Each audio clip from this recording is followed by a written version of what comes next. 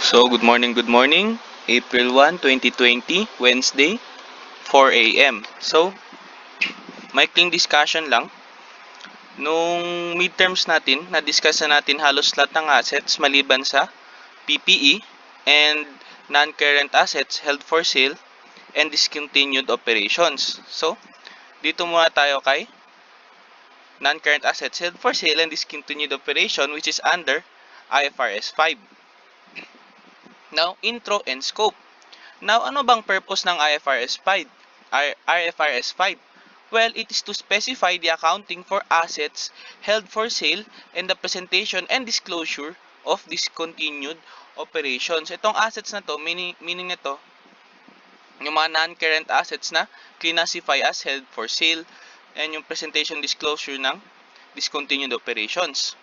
Now, second, assets classified as non-current in accordance with IAS 1 shall not be reclassified as current assets until they meet the criteria of IFRS 5. So, as you can see here, kahit na NCA ang name niya, kahit na non-current assets held for sale ang tawag sa kanya, they are still considered to be current assets. Bakit? Kasi yung purpose nila is to be sold within the operations of the company, within the current operations of the company. Kaya current assets ang classification sa kanya. Now, non-current assets held for distribution to owners shall be classified or shall be accounted for using IFRS 5 similar to NCA held for sale. Bakit? Kasi same lang naman yung purpose nila or same lang yung essence nila. Kaya it is accounted for under IFRS 5 rin. Now, saan hindi na-apply ang IFRS 5? Well, sa deferred tax assets, assets arising from employee benefits or sa EMPBEN, financial assets, lalo na sa IFRS 9, non-current assets accounted for under fair value model, non-current assets measured at fair value less estimated point of sale, cost, ISIS 1441, and contractual rights under insurance contracts sa IFRS 4. So, ito sila. Hindi ma-apply ang IFRS 5 sa kanila kasi may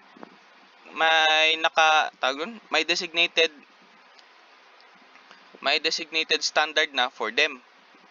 Now, how do we account for a group of assets disposed with associated liabilities together in a single transaction? So basically, itong group of assets na to, may kalakip or may kaakibat na liabilities attached to them. So paano natin sila kina-classify or ina-account sa isang transaction, particularly in a single transaction? Well, sabi ng standard, measurement requirements of IFRS 5 shall be applied to the group as a whole. So, as a whole silang mini-measure. That is, the group is measured at the lower, tandaan nyo, at the lower pitch carrying amount and fair value less cost to sell. So, kung sino mas mababa sa kanilang dalawa, kay carrying amount at FV less cost to sell, yun yung magiging measurement basis ng non-current assets na yan as a group. Now, ano ba ang discontinued operations? Well, sabi ni IFRS 5, it defines discontinued operation as a component of an entity that either has been disposed or is classified as held for sale. So basically, a component of an entity like subsidiary or a division of the entity na kung saan i-dispose na to or it is already classified as held for sale na kung saan basically ibibenta. And additional criteria na binigay represents a separate major line of business or geographical area of operations. Let's say McDonald's Corporation kung saan may separate major line of business sila dito sa Philippines. So, it is considered as a component of an entity. Second, is part of a single coordinated plan to dispose of a separate major line of business or geographical area of operations. Another good example of this is yung, if matatandaan nyo, nag-close yung nag-iisang plant ng Honda dito sa Pilipinas sa may Subic ata yun. So, it is a good example of this. Second bullet point, yung Honda na nag-close, yung Honda plant na nag-close sa may Subic, yung recent lang, yung sa balita. And second, is a subsidiary acquired exclusively with a view to resale. So, subsidiary, parang na-core mo lang siya, gaya na sabi dito, para ibenta ulit. Now, classification as held for sale. Kailan yan tayo nag-classify ng held for sale? Well, dito nakalagay, kapag ang entity, when an entity shall classify a non-current asset or a disposal group as held for sale if its carrying amount will be recovered principally through a sale transaction rather than through continuing use. So, as we can see here, kapag nare-recover mo lang yung carrying amount ng non-current asset kapag binibenta mo siya. Kasi rather through continuing use, diyan papasok si depreciation expense. Diyan papasok si depreciation. So basically, nare-recover mo lang ang value ng non-current assets na yan sa continuing use kapag ginagamit mo through depreciation. Pero kapag mare-recover mo lang yung value ng asset na yan through a sale transaction ng non-current asset na yan, it will be classified as under IFRS 5. So tandaan natin, recovered principally through a sale transaction rather than through continuing use. Now, the following chart summarizes the criteria that must be met for a non-current asset to be classified as held for sale. So, ito, pinakita na dito. First, criteria, all must be met. I repeat, all must be met. So, dapat lahat yan nami-meet. First is available for immediate sale. Second is usual and customary. Third is highly probable. Paano natin nalaman pag highly probable? Kapag nandito to sila. Management committed to a plan to sell. Active program to locate a buyer. Actively marketed at reasonable price relative to fair value. And unlikely to withdraw, plan to sell. So, yan yung definition ni highly probable. Lastly is completed within 1 year from classification date. So, dyan, pag itong criteria ito na met lahat, automatic or generally, it will be considered as held for sale. Now, continuing our discussion. Is it possible, ito yung mga common questions, is it possible that the sale may not be completed within 1 year from date of classification? So, tandaan, sinabi ko, generally. Pag alam natin, pag generally, ibig sabihin may exception yan. So, of course, may exception yan in this case. The asset could still be classified as held for sale if the delay is caused by events beyond the entity's control and the entity is still committed to selling the asset. So, like ngayon, anong mga events na beyond the entity's control? Itong pandemic lockdown natin sa COVID-19. So, walang sale transaction na mangyayari or madidelay ang sale transaction kasi dahil sa lockdown o pandemic lockdown na meron tayo ngayon, walang transaction na mangyayari. Pero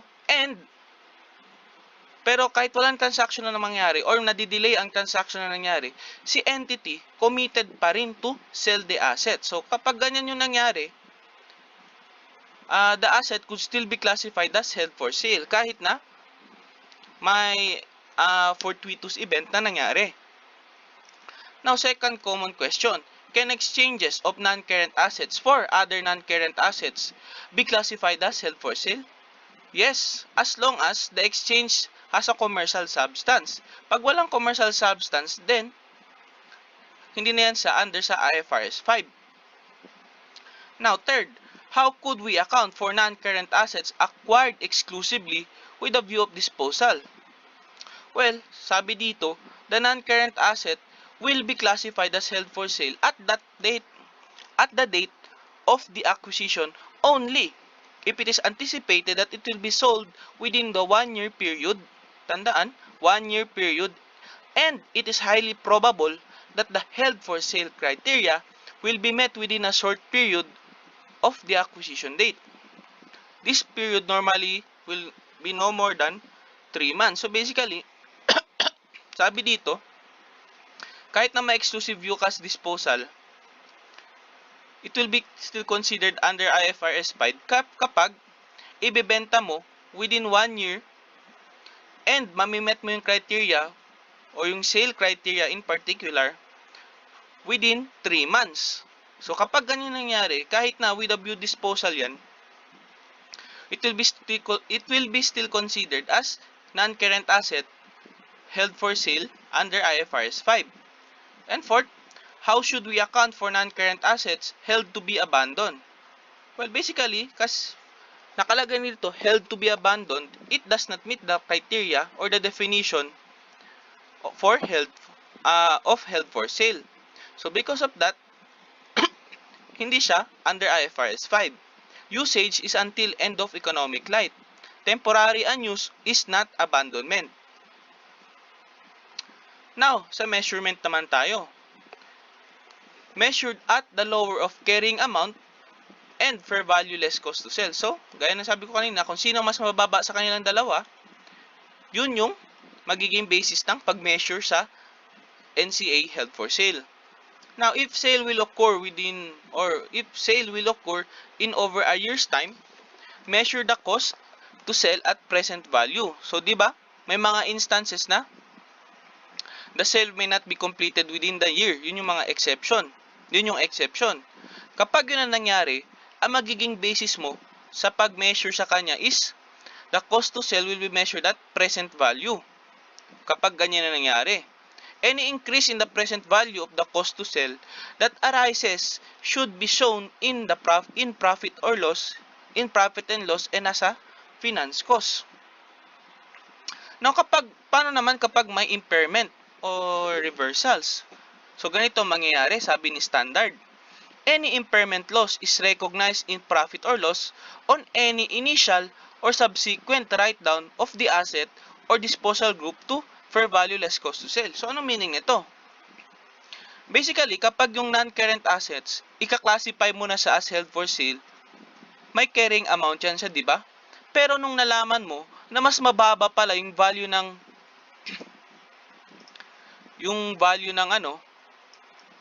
nalaman mo pala na mas mababa yung value ng fair value less cost to sell, siyempre, sabi ni standard, yung lower ang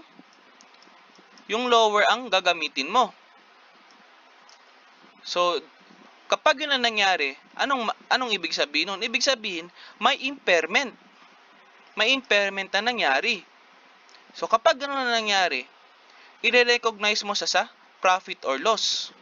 I repeat, siyempre, yung non-current asset na yan, before mo sa classify as held for sale, may carrying value na yan siya. So, ngayon, ika-classify mo na siya as non-current asset held for sale. Now, sabi ng non-current asset held for sale standard na IFRS 5, it will be measured at the lower of carrying amount and fair value less cost to sell. Now, nung nalaman mo yung fair value less cost to sell niya is mababa. Ito, is mababa, is less than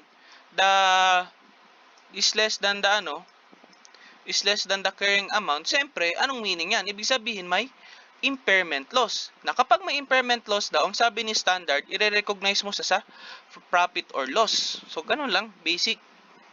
Now, any subsequent increase in fair value less cost to sell of an asset can be recognized in profit or loss as gain to the extent that not in excess of the cumulative impairment loss that has been recognized. So, basta, okay lang na magre-recognize ka ng increase sa fair value niya as long as yung increase na yon hindi lalampas sa magkano yung impairment loss na you've already recognized.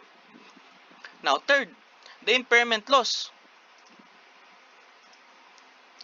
The impairment loss or any subsequent gain recognized for a disposal group shall reduce or increase the carrying amount of non-current assets in the group. So, basically,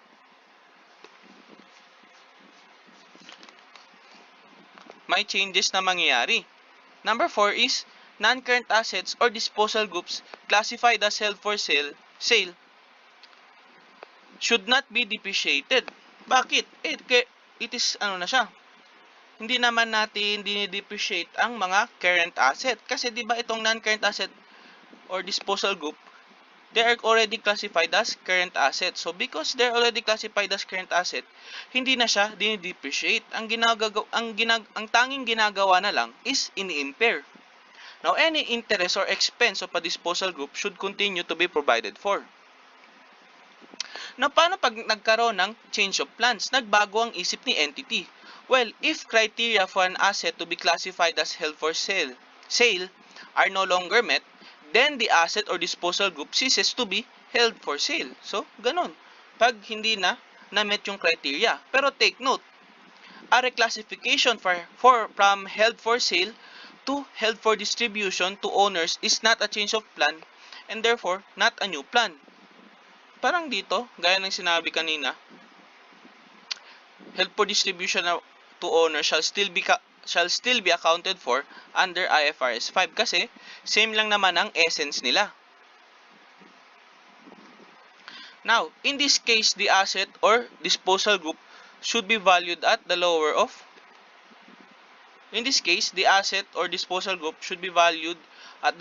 the carrying amount before the asset or disposal group was classified as held for sale, as adjusted for any current or any subsequent depreciation or amortization or revaluation and each recoverable amount at the date of decision not to sell. So, ano meaning nito? Ibig sabihin, yung non-current asset held for sale, nagkaroon ng change of plans. Hindi na na-meet ang criteria. So, anong meaning nun? Ibig sabihin, i-reclassify mo siya pabalik sa pagiging non-current asset. Now, ang sabi, kapag ni-reclassify mo siya pabalik sa pagiging non-current asset, yung value niya will be the lower of the carrying amount or the recoverable amount. So, kung sino mas mababa sa kanila, taking into consideration any adjustments like yung subsequent depreciation, amortization, or revaluation, kung sino mas mababa sa kanilang dalawa, yun yung magiging basis ng amount after reclassifying the non-current asset held for sale back into being a non-current asset. So, tandaan lang, itong si recoverable amount, the higher of the fair value, less cost to sell, or value in use. So, yan si recoverable amount. Tandaan lang, ha. Kung sino mas mataas sa kanila, yun si recoverable amount. Itong si value in use, kung matatandaan nyo, ito si present value ng cash flows. So, tandaan lang yan. And discontinued operation. So, last discussion. Ano ba si discontinued operation? Ano ba to siya? Well, classification as a discontinued operation depends when the operation also meets the requirements to be classified as held for sale. So, kapag na-meet na yung criteria o yung requirements na provided ng IFRS 5, it will be classified as discontinued operations na rin. So, same essence lang. Now, anong ginagawa sa gains or losses related to continuing operations? Any gain or loss on the remeasurement of a non-current asset or disposal group classified as held for sale that does not meet the definition of a discontinued operation shall be included in profit or loss from continuing sales. So basically, kung ano kay continuing operations, kay continuing operations. Kung ano kay discontinued, kay discontinued. And. So, saglit lang. Bago